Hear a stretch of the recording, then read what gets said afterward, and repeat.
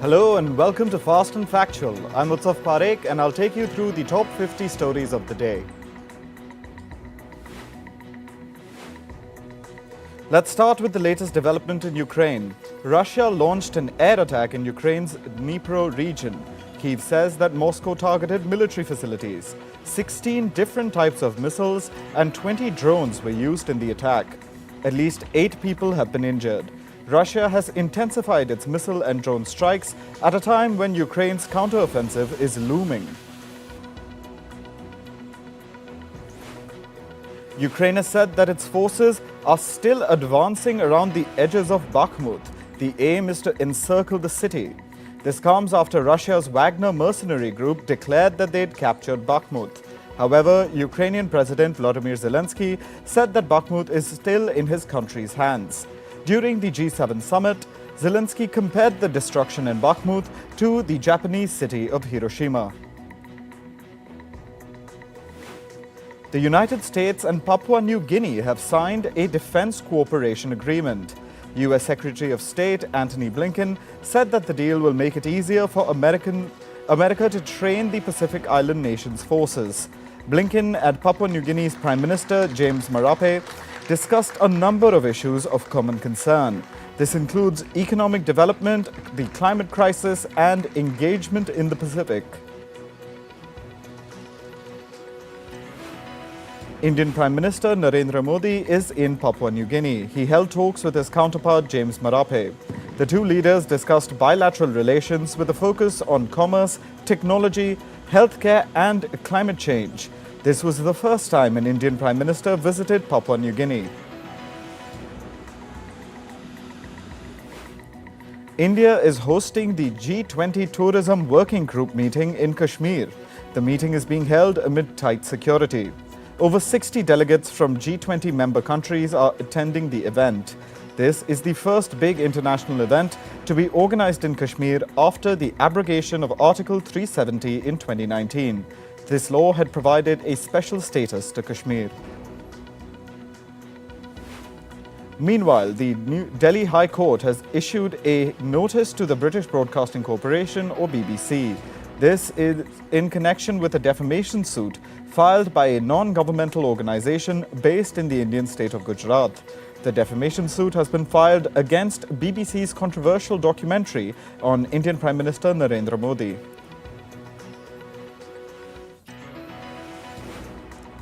Israeli security forces launched fresh raids at a refugee camp in the occupied West Bank. Hundreds of soldiers reportedly participated in the pre-dawn raid in Balata refugee camp. 3 Palestinians have been killed. According to a Palestinian state news agency, Israeli forces were accompanied by bulldozers. They also reportedly blocked ambulances from entering the refugee camp. Political unrest continues in Pakistan. In the latest, former Prime Minister Imran Khan has said that there's an 80% chance of his arrest when he goes to court in Islamabad on Tuesday. Khan will appear in court in the Al-Qadr Trust case. The Pakistan Tehreek-e-Insaf Party chief has also said that over 10,000 party workers have been arrested. He added that the party's entire senior leadership is in jail. Greece's ruling party, the New Democratic Party, has won the parliamentary election. However, it fell short of the threshold needed to form a government on its own. Thousands of people gathered outside the headquarters of the New Democratic Party in Athens. They cheered for the party's leader, Kyriakos Mitsotakis. He's been serving as the Prime Minister of Greece since July 2019. Fresh protests erupted in France against the controversial pension reform law. Protesters tossed President Emmanuel Macron's effigy in the air as they marched towards the city of Cannes. Meanwhile, police officials blocked roads that led to the Cannes city centre. Authorities have banned demonstrations near the ongoing Cannes Film Festival. However, protesters plan to march to the Palais du Festival on Tuesday. A massive fire broke out at the Manila Central Post Office in the Philippines. The historical building has been badly damaged. The blaze began around midnight on Sunday. Officials estimate the cost of damage to be over $5 million. The Manila Post Office was built in 1926 and is considered a national landmark. A heatwave warning has been issued for the Indian capital, New Delhi, and adjoining areas. This comes after the region recorded temperatures above 45 degrees Celsius. A yellow alert has been issued. Authorities have urged people to take precautions. Firefighters in Canada's Alberta province continue to respond to wildfires. The coming week is likely to witness cooler temperatures. Authorities hope that this will help firefighters in their battle. Around 3,000 firefighters from Canada and the US have been deployed to fight about 91 active wildfires.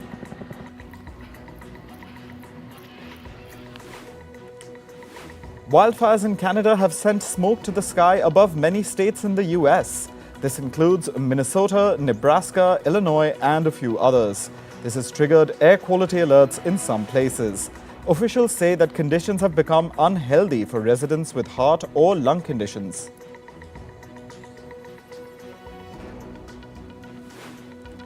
The Popocatépetl volcano in Mexico continues to spew ash and smoke. The volcano is one of the most active ones in Mexico.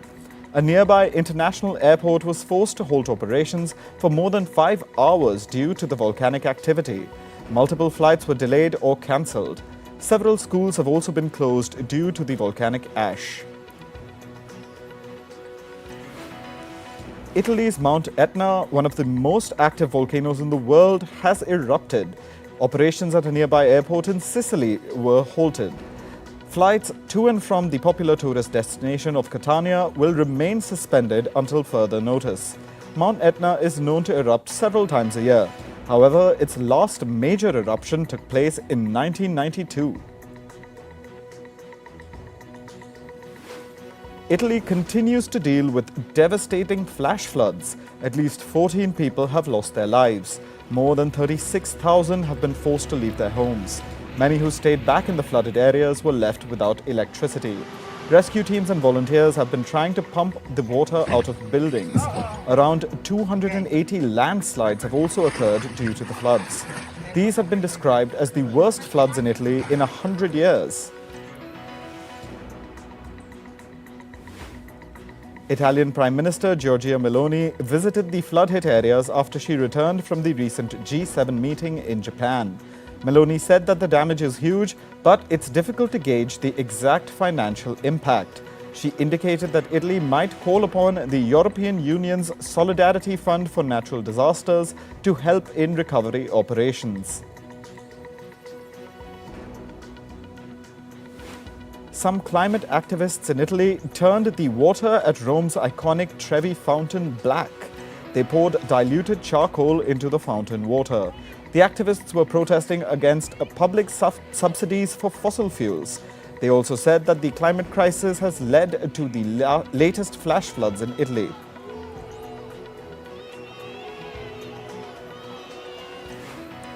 New Zealand has announced its largest emissions reduction project in history. The aim is to transition from coal to renewable energy at one of the country's major steel plants. The government will spend $140 million in cutting the use of coal at the Glenbrook steel plant. The plant currently accounts for 2% of New Zealand's total emissions. The government says that this emission reduction project is equivalent to taking 300,000 cars off the road.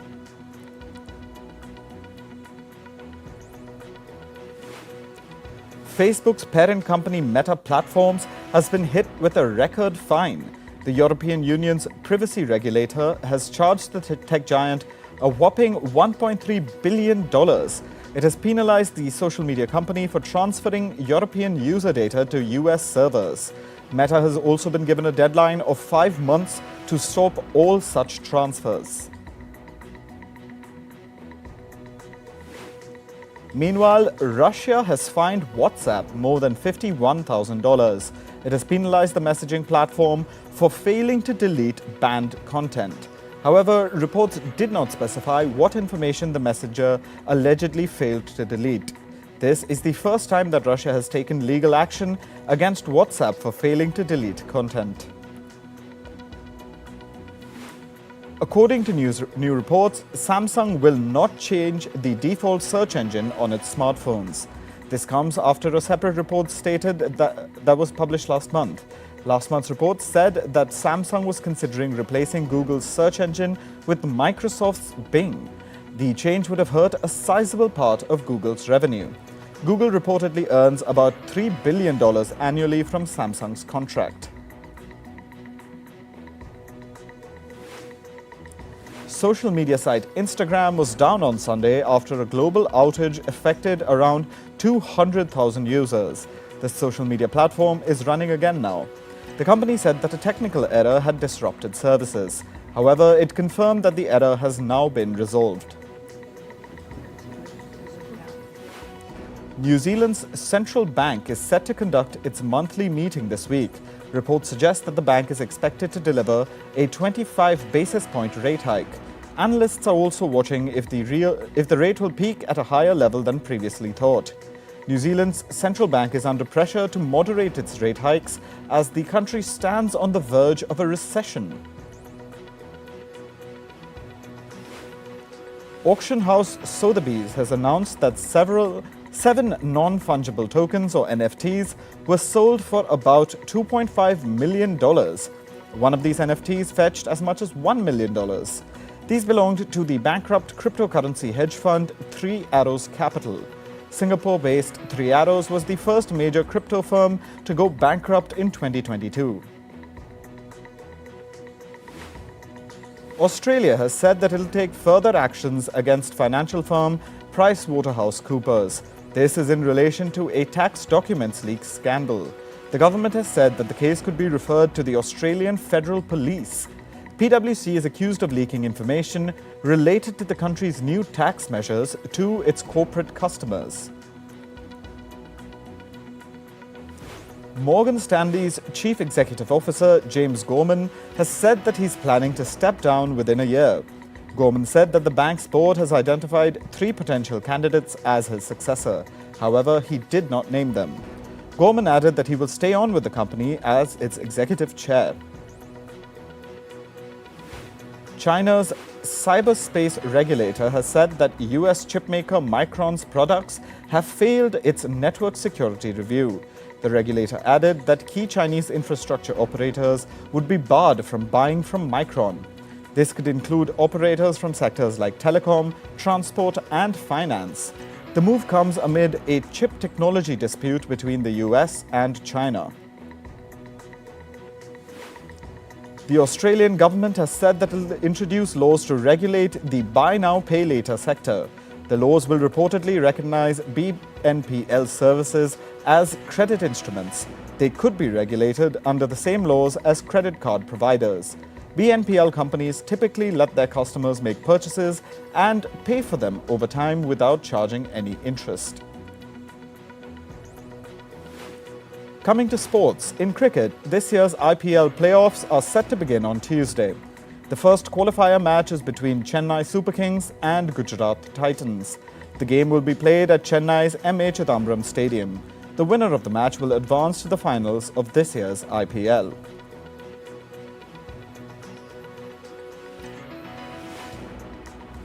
Investment firm Tiger Global is in talks to invest in the IPL franchise Rajasthan Royals. The New York firm is looking to invest over $40 million in the IPL team. This will be the first instance of their entry into India's sporting economy. However, they're known for investing in sports teams around the world. Tiger Global holds a stake in the American baseball team Boston Red Sox and the English Premier League club Liverpool. In football, Manchester City beat Chelsea 1-0 and went on to lift the Premier League trophy. City's Julian Alvarez scored in the 12th minute to give his side an early lead. This was City's 12th league win in a row. They were crowned champions for the 3rd consecutive season. City had won the title earlier on Saturday. Rivals Arsenal lost to Nottingham Forest, making it mathematically impossible for them to overtake City.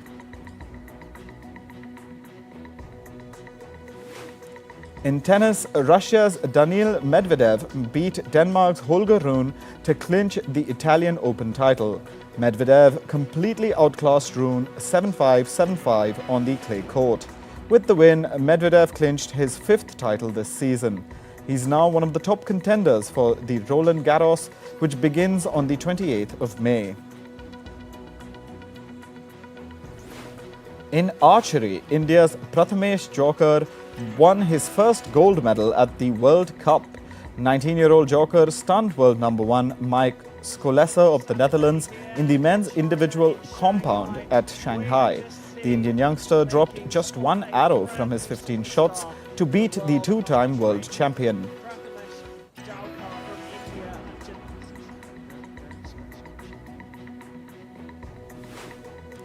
India's compound mixed duo team also won gold at the Archery World Cup in Shanghai. Jyoti Venom and Ojas Diotale shocked favourite South Korea to grab back-to-back gold medals. The duo beat South Korea 156-155 in a nail-biting match. Earlier, they had bagged gold medals at the World Cup's first leg, which was played in Turkey. In golf, Brooks Koepka won the PGA Championship for the third time at Oak Hill in New York State. Koepka finished 9 under 271 to clinch the Wanamaker Trophy. He also received a cash prize of $3 million. With the win, Koepka moved to the 13th spot in the world rankings. In basketball, Denver Nuggets beat Los Angeles Lakers in the Western Conference Finals. Denver won 119-108 over Lakers to take a 3-0 lead in the playoff series. Jamal Murray dropped 37 points to secure the win for Denver. The Nuggets are one win away from reaching their first ever NBA Finals.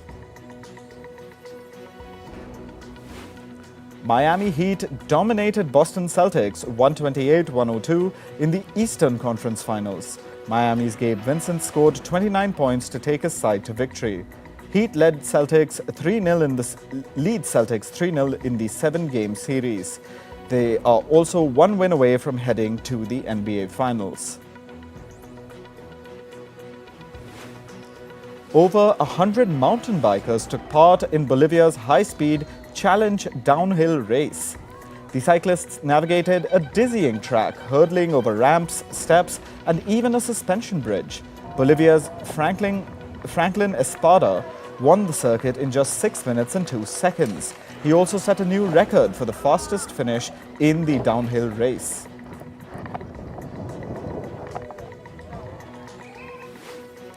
Russia is cracking down on American late-night television hosts by banning them from entering the country.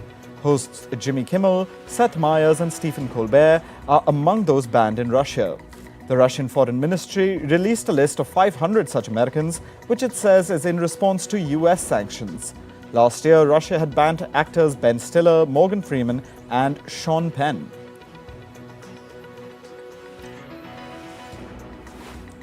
Actor Aziz Ansari's film Good Fortune has been shut down indefinitely due to the Writers Guild of America strike. The film had signed on actors Keanu Reeves and Seth Rogen. It was going to be Ansari's directorial debut. The team hopes that production will resume at a later date, but it depends on whether the WGA strike continues through the summer. Action film Fast X has recorded the best opening of 2023 at the Chinese box office. The film collected around $51.1 million between Friday and Sunday. It made for 58% of the market share in China. Hollywood films had been facing a slump in the Chinese market for the last 2 years, but the success of films like Fast X and the Super Mario Bros. Movie gives hope to Hollywood studios. Director Christopher Nolan has confirmed that Oppenheimer is his longest film to date. The 2014 film Interstellar was his longest till now, with a runtime of 2 hours and 49 minutes. But now Nolan has said that Oppenheimer runs longer than the longest he has done. It will release in theaters on the 21st of July. Singer Beyoncé surprise dropped a remix of her song America Has a Problem with rapper Kendrick Lamar. In the remix, Lamar raps about AI and Beyoncé's fan base, popularly known as Bayhive. The song originally featured in Beyoncé's Grammy-winning 2022 album, Renaissance. The singer is currently on an extensive world tour in Europe. The winner for season 21 of singing talent show American Idol was announced last night. Iem Tongi, a 18-year-old high schooler from Hawaii, emerged as the winner from among the 3 finalists. The live 3-hour-long closing ceremony also had performances by series judges Katy Perry, Luke Bryan, and Lionel Richie. K-pop band 50/50 have surpassed another K-pop group, Blackpink, with the highest monthly listeners on Spotify. They have over 34.3 million listeners, while Blackpink has over 34.1 million. 50/50 crossed the 30 million mark in the first week of May and grew steadily to achieve this new feat. Singer Miley Cyrus has called it quits on arena tours. She called the experience isolating and unsafe. She added that she would rather perform in smaller spaces. The singer's last arena concert was during the Bangers Tour in 2015 that spanned 78 shows. Rock band Foo Fighters have announced a new drummer ahead of their US tour. Session drummer Josh Freese will join the band on the 24th of May when they open the tour in New Hampshire. This is Foo Fighters' first tour without their drummer Taylor Hawkins, who died last year. Lightning strikes in Texas made organizers of the Cruel World Festival reschedule singers Iggy Pop and Susie's shows. The sound was affected due to lightning during Iggy Pop's performance. After continuous strikes, organizers asked fans to evacuate the grounds. The local fire department also issued a severe weather alert for concertgoers.